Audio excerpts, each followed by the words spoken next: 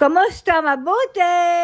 For today's video. For today's video ay nilabas ko si Nili ng araw na yan. At bago kami lumabas ay kinausap ko muna siya at sabi ko huwag siyang sisigaw at iiyak at baka siya'y hulihin ng pulis. Ay tinawanan nga lamang ako at sabi hindi daw siya sisigaw at hindi daw siya iiyak. Noong nagpunta nga yung kanyang pamangkin dito na si On ay hindi niya nagustuhan yung mga dalang regalo at iba ang hinahanap niya at ang hinahanap niya ay jars at sabon na Barbie. At nag-iyak nga ito at kinabukasan ayun pa din ang hinahanap kaya ang sabi ko isasamahan ko siya sa labas para makabili. Bye-bye, ma.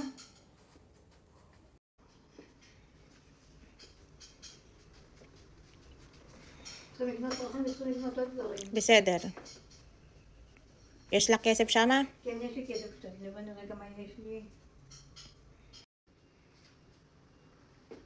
Tagi dila ima, bye-bye. Bye-bye, ma.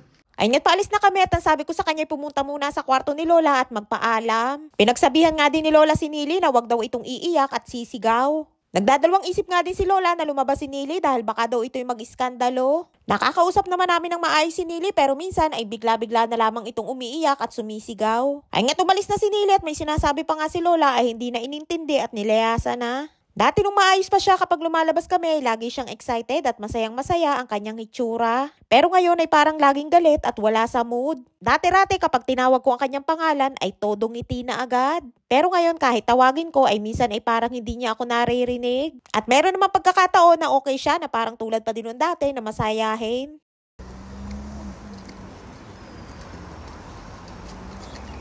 Ay nga't habang naglalakad kanina ay masigla siya at biglang nagbago na naman ang kanyang mood. Ay nga't kinakausap ko at tinatawag ko dyan ang kanyang pangalan pero parang wala siyang naririnig at hindi niya ako pinapansin. Nandumating nga kami din sa bilhan ng mga bulaklak ay konti na lamang ang mga paninda at rose daw ang kanyang gusto. At buti na nga lamang at nakaabot kami niyang 5 peraso ng roses at kahulihan na nga yan. Pagkatapos ay sa Max naman na tindahan ng amin diretso. Una nga niyang nadaanan ay ang una na hugis puso.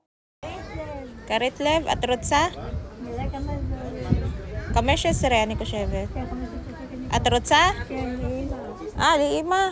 Karetle. Ay nga't ang kanyang unang kinuha ay una na hugis puso. At akala ko nga ibibilhin niya yon para sa kanya ay yun pala ay para kay Lola. Kita nyo naman at kahit wala na sa maayos na kondisyon si Nili ay inaalala pa din niya si Lola. At pagpasok naman namin ng tindahan ay mga kandila naman ang kanyang kinuha. At sunod kong sinamahan si Nili ay dyan sa istante ng mga jars. Ayan talaga ang dahilan kung bakit ko siya sinamahan na lumabas. Dahil nung nagpunta sa bahay ang kanyang pamangkin ay yan ang kanyang iniiyakan ng mga jars. Todo hanap nga dyan, ang kaso ay wala dyan ang kanyang hinahanap. Kinakabahan na nga din ako dyan dahil gumagalaw yung kanyang kamay. Minsan ay senyalis yun na parang nagagalit siya. Ang sabi ko nga sa kanya ay kumuha na muna siya at hahanap na lamang kami ulit nung kanyang gusto. Ang kaso ay ayaw niya talaga at meron siyang gusto na hinahanap na wala naman dyan. Dati-rati kapag bumibili kami dyan ng jars ay gusto niya ay madami ang kanyang kukuhanin pero ngayon ay kahit isa ay ayaw niya. Kumuha na nga lamang siya niyang gift wrapper at kahit nga mga krayola o pangkulay ay hindi siya kumuha. At yan nga lamang ang kanyang binili at pinabayadan na nga sa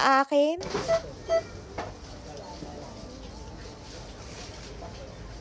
Pagkatapos nga dyan ay sabi ko sa kanya isasamahan ko siya dun sa bilihan ng mga sabon dahil gustong gusto niya din ang bumili ng mga sabon. Tuwang-tuwa nga siya nang makita niya yung mga sabon. Hindi nga laging may tinda dyan at napwesto lamang sila dyan kapag araw ng Biyernes. Todo pili nga dyan si Nili at yan ang kanyang nagustuhan. Ang lahat nga ng mga tinda na yan ay mga sabon na hugis bulaklak. At sa sobrang bango nga niyan ay maiinganyo ka talaga na bumili. Binalutan nga din nila ng mismong plastic at may kasama pa na libreng pabango. Tada! At smeka? If I to like it? Where can I buy it? Siya no? Stabet.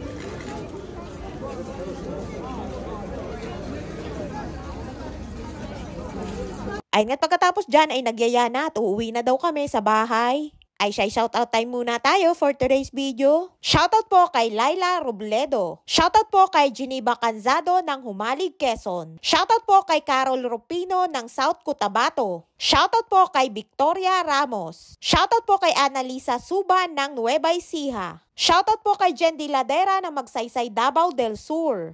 At shoutout po kay Nika Balbestami ng Malaybalay City, Bukidnon. Maraming po salamat sa inyong suporta at laging panonood. Mag-ingat po kayo palagi. At hanggang dito lamang ating kwento for today's video at abangan ng part 2 kung ano mangyayari pagdating namin sa bahay. And please subscribe to my YouTube channel. Please follow and share. Salamat!